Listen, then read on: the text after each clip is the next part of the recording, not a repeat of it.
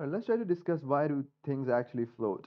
Because you can observe things that are as massive as an iceberg floating on the surface of the ocean, but things as little as a needle that are made of steel will actually sink down to the base of the ocean, right? So why does that happen that such huge things are floating while such small things are actually sinking down to the base of the ocean? So why does that happen? The reason that this happens is because of the difference in the densities, right? So the principle that things follow is that, for example, I can just draw some water here. This is the surface of water, and I can just have a rock here. So this is a rock, right? If I just throw this rock into the water, it will sink down to the base, right? Because the rock is more dense. It is more dense than water, right? So it is more dense than water. Water is less dense than rock. Because if you take the, equal volume of these two things, rock and water, rock is going to have greater mass. The particles inside the rock are more closely packed to each other. That's why it has a greater density. And if something has greater density, the physical principle says that it will sink down. It will go down, right?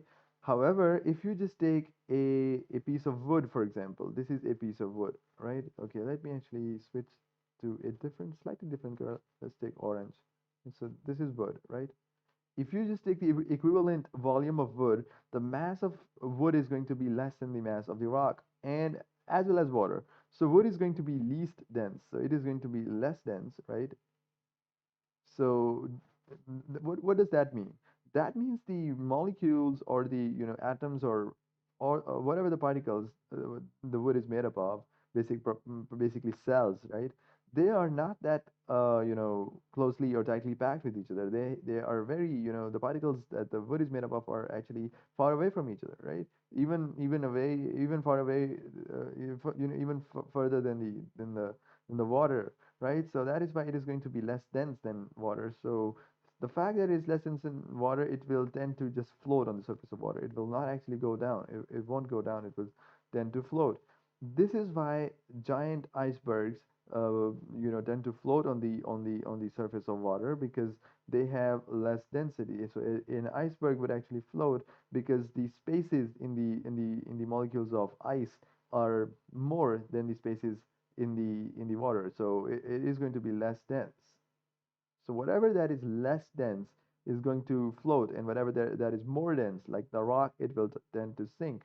So ships and giant yachts and boats are actually designed in a way that the interior of them are filled with air. So this is a ship, although it is made of steel, which is more dense than water, but this ship as a whole is to be taken as an object, and you can see that there is a lot of empty space inside this ship, which actually contains air.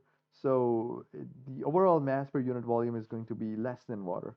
So the density of the overall ship, not the material, but the overall shape of the ship is going to be is going to determine the density of this object, right? So it is going to be less than water. That is why the ship would float. However, if there's a hole in the ship and the water starts to seep in, then the space that was first occupied by air, which was less dense, is now occupied by water. So the overall mass per unit volume, which is density, will increase and the ship might actually sink down.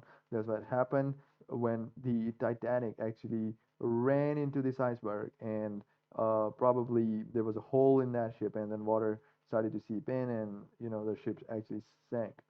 So I hope now it helps you understand why things actually float.